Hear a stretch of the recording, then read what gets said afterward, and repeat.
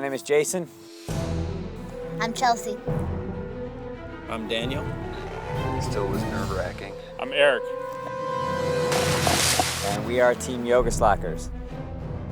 Adventure racing to me is one of the most extreme sports you can do. It involves mountain biking, trekking, orienteering, paddling, ropes, in some of the most extreme environments. Fun training, the most important thing to us, and of course to push ourselves past limits. You know, we all have a passion for the outdoors, and that's why we enjoy doing it. We're gonna try now to go to this giant race in Belize and test ourselves against all these other multi-sport athletes. Our team is probably the only team that does acrobatics and slacklining and highlining. I hate highlining. Yeah, he's highlining, yeah. To stay together, so you have to like each other enough to actually make it through some of these super long races. And I think we've got to maintain a friendship, a marriage, all sorts of dynamics for the entire time. This race that we found in Belize that goes through the Maya ruins and through the jungles of the Central Mountains really got us excited. But also it's one of the few races that we found that it's attached to a higher message. So it's got a huge conservation effort, really trying to save a bunch of terrain. Adventure racing is always kind of a game, you know, you don't even really know what to train for. I totally hope this counts as training. If there's not like a big crazy exposure section in the race, we're just wasting our time here. But I think it's training. It's a beautiful sunny day. We should be biking. No, we're highlining. That's the way we roll, YogaSlacker style. There's stand-up paddleboarding in this race, which none of us have ever really done, and we were paddleboarding on the river yesterday, and there was ice everywhere. I'm just betting that all our cold training here is going to pay off. We did not need to worry about heat training. It is like a sauna up here. Well, I don't know if I told you this, but on the update, in their course research or their last run of the course, they saw a jaguar. So that's exciting. Yeah. So I think we have to take. But the only thing is that there is no weapons. This isn't a weapon. This is definitely ultralight ice axe. This is not. It's like jungle thing. There is a huge caving section in this race, so that's awesome, exciting, and maybe it'll be really cold in the cave. So I'm just betting that all our cold training here is going to pay off when we're underground, maybe swim in some icy underground rivers. So I don't know if that's going to give us an advantage or not, but you know, suffering in the elements is. We'll see. We'll see. We'll see. So right now we're here in Oregon and it's freezing, and just a couple days we'll be here in Belize where it is super hot. So as we get closer to the race, like all the training we've been doing, we got to slow that down, because what's really important, you can't really help but trash your gear in these races and trash your body when you're going for 8-9 days at a time. So from one race to the next, we've got to make sure we get lots of physical therapy, make sure our bikes and all our equipment are super tuned up and ready to go for the next one. And I mean, that's as important as being fit. So we spend a fair amount of time training, and then as it gets near to the race, we spend a good amount of time in PT and really taking care of our equipment. And that's a super important part. And you know, if we don't do it, we end up there already trashed, and it's not a good way to start. And this is my baby. Fully custom paint job, 29er, extra small, made just for me. The only person who doesn't really like it is maybe my husband, because I can now beat him basically on every ride.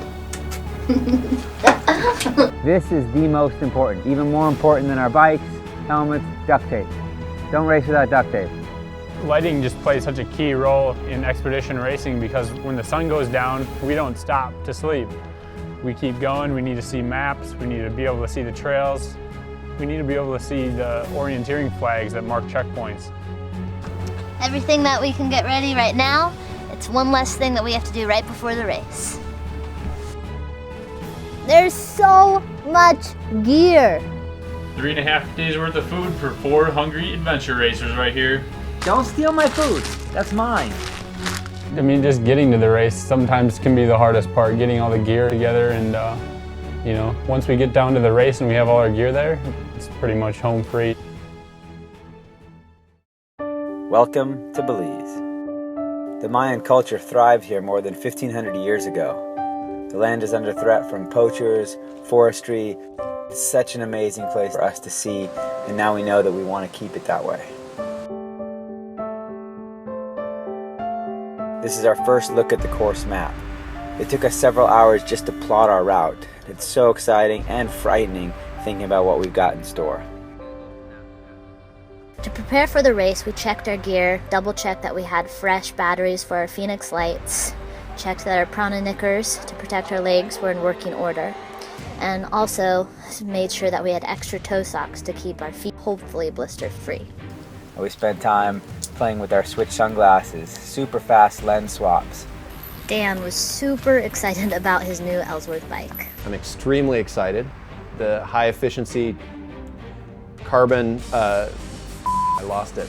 To ease the pre-race jitters, we had Dan and Eric practice breaking down the lucky poles with eyes closed.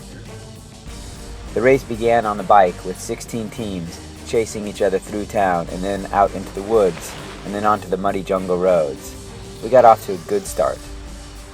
We biked for many hours. The biking was epic, it was awesome. Until the roads got so muddy and all the mud clung to our bike tires, our frames and tubes, we could no longer ride, so we had to carry them, riding into the night, and now we had to do some real navigation. Gotta keep going. North and northeast, this is the hand-drawn copy. I mean, this whole trail is just a hand-drawn copy, so I don't know how much faith to have in it. At the start of the first track, the race was still really close, with 4 or 5 of the top teams all within minutes of each other. Oh, this is nasty. This was a critical moment. Navigation. Where do we go? We had to choose the best route to find the first CP. So I think we got our lead. But we got lost. Very lost. I'm cross-eyed looking at the map. Actually, all the teams got lost. We just bunched up, ran around, bunched up again. It was a nerve-wracking few hours until we all finally got our bearings and raced to make up lost time.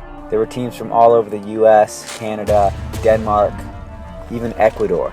Team Odyssey, former national champions in the US, were there, and they were gunning for the win just as hard as we were. It was actually really exciting to race with such a high caliber group of teams. Holy cow, that is intense. The jungle is alive.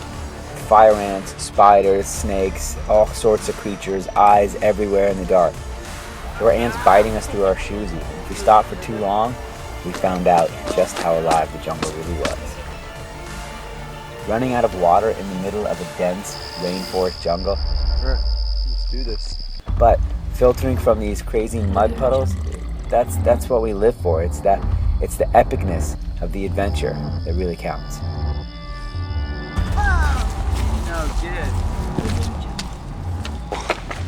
Both feet are completely macerated, so your whole foot just basically feels like a big blister.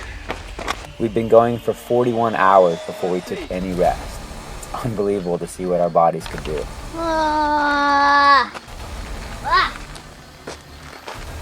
The cave was amazing. I had never seen anything like it. It was huge and beautiful. The paddle leg was epic. We just pushed ourselves, pushed each other. At one point, we hit a rock super hard. So one mistake and the race can be over like that. The thing about adventure racing is you just gotta keep going. It's all about tenacity, common sense of purpose. How fast can the whole team get each task done? On the final hike through town and up the hill to the finish line, we were exhausted.